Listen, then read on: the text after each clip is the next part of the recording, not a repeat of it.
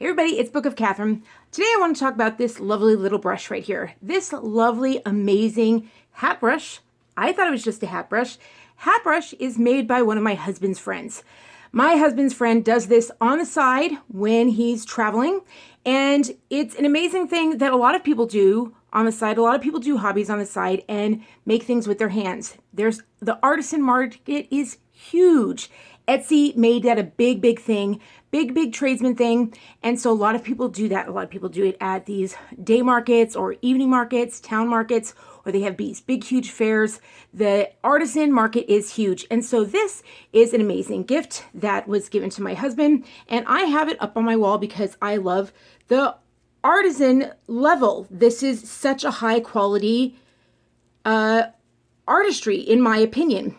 I found out that the reason some people thought that I knew something about witchcraft, or I perhaps was involved in witchcraft, is because this brush, and it explains, the man who does it is like, these sell really well. He has a whole business based on this, just making these on his side business. And he calls it a hat brush, but in reality, it's actually used in Wicca on their altar. This is actually a very important piece of the altar in Wicca for things like sacrificing, things like animals. So when you see a lot of Wicca or Wiccan people volunteering, and that's why you say there are no baby cats when you go to the shelters, you'll notice there are no young kittens and no young cats. There's nothing when you go there, when you go for a young kitten or a young cat. So whether you're East Coast or West Coast, there's only old cats available. Ones that scratch very easily. So there's only old. There's a reason for that.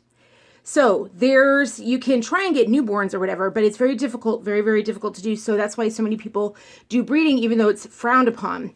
But it turns out that, and it's not just, small animals. It's all sorts of things. The Druid empire is so large in this world. There's everything. Like there's Druids, like there's like oceanic Druids.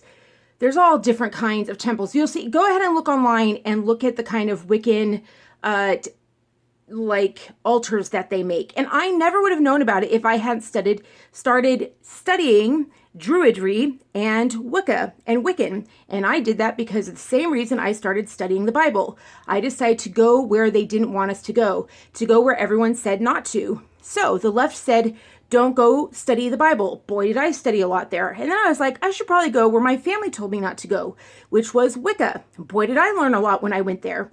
So it is so important to go study where people tell you not to go, because that's why I find out why this is selling so well. This little artisan brush is selling so well. So if you have a kind of inkling, you're like, why is this doing so well? Or why are these little, like, for example, the half moon, it's important to study the things that are censored.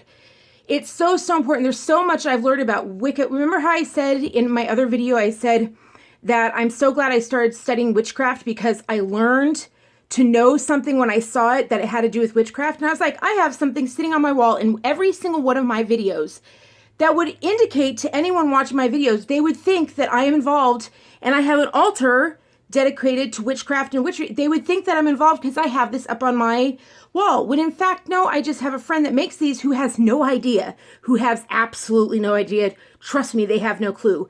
They think it's pretty hat brushes. They love doing it. And they're like, wow, it sells well. So they did all sorts of things. Trust me, they're good in all sorts of things. And they kept doing this because it sells so well. They're not sitting there going, oh, well, I'm buying this for my altar at home so that I can sacrifice small living things at a better rate. So there's all sorts of altars. So my point is that censorship sucks. So censorship of the Bible has cost us a great deal, and censorship of Wicca and witchcraft has cost us a great deal, and especially Druidry. So I actually got pretty upset. I was listening to a tape by Peterson today, Jordan Peterson, where he got up and he was he said, I think this is the first time I'm speaking to a audience of witches and witchcraft. And he said the New Age movement, and he opened by saying the New Age movement was comprised of people who were creatives, but they weren't so great at what was it? Something critical thinking. And he goes, well, I'm good at critical thinking. And I was like, that's a big statement to make. And I was like, I sincerely disagree.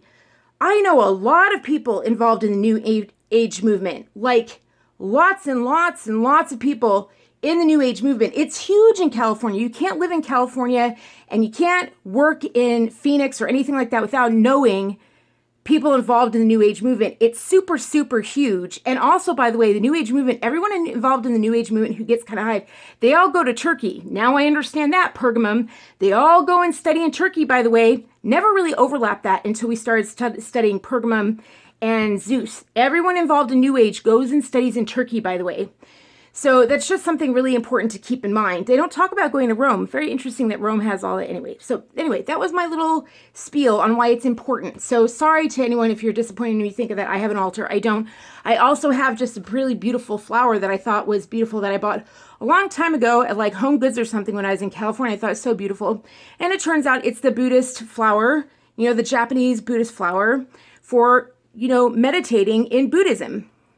You know, probably one of the most destructive forces in Asia, has killed the most people in Asia, has been Japanese Buddhism. You know, that's why the Yakuzan has it tattooed everywhere. Just the death toll is incredible. So it's fascinating to watch. It's only, you know, obviously second to atheism. Atheism is the fastest killer. Like, I always need to keep saying that. I'm like, let me get that very, very clear. The number one killer is atheism. By hands down, it beats Sharia. Like, and you can see that when we see things like 90 Day Fiancé, people like Muhammad and stuff like that. They're in Tunisia. Like, not everyone, does that make sense? Like, and you see people in America, like, not everyone who says that they have a faith is like, here, line up a bunch of people and kill them all. Does that make sense? They're not like, oh, like, go get a bomb and bomb them all. Does that make sense? Like, you can meet Catholics who don't believe the Jesuits should have chained everyone from Washington all the way down to Chile and line them all up and change them, made them work the mines. You know, most Catholics don't think that was a great idea. You know, those statues of Junipero Serra really freak me out, of like holding the little, but anyway. All right, so anyway, I just wanted to bring that up. Censorship, never a great thing. Which brings me up to my last point that I just tweeted out. The Anti-Defamation League, the Jewish Anti-Defamation League, you know, they're the ones who came up. They partnered with UC Berkeley. They funded the UC Berkeley project to actually come up with the hate speech algorithm, to actually search the internet and come up with the hate speech algorithm to censor on Google. So when Google goes onto YouTube and deletes or blocks 80% of all hate speech, which is why they say the Republican Party can't go anywhere. They say don't worry about the Republican Party. You know, like, no candidate will get up. No one will ever get up. Don't worry, because 80% of all hate speech is blocked, right? You know what I mean? Like, the only reason I get anywhere is because I have hackers. That's the only reason why. So 80% of all hate speech is blocked, and that's the ADL. And I'm just like, the ADL, the Jewish Anti-Defamation League, is literally using 1933 Hitler tactics. That's what he did in 1933. He didn't just censor Jews, he censored all of Germany. And then expanded that as Germany got bigger and bigger. Hundreds of millions of people were censored in Europe. And I'm like, so now the Jewish Anti-Defamation League is actually utilizing the same Hitler tactics. You would think that they'd be against that. But instead, they're actually the ones that created the thing. They are actually the ones who created the censorship tools. They funded the UC Berkeley project for the algorithm that's doing it right now. That's terrifying. Really terrifying. So anyway, go where the deletions are. If they say don't go there and find out. Find out so you know what it is when you see it. See you guys on the next one. Love you so much. Donate down below and subscribe if you're not already subscribed. Love you. And see you on Twitter. I'll be there before I'm here again. All right. Bye.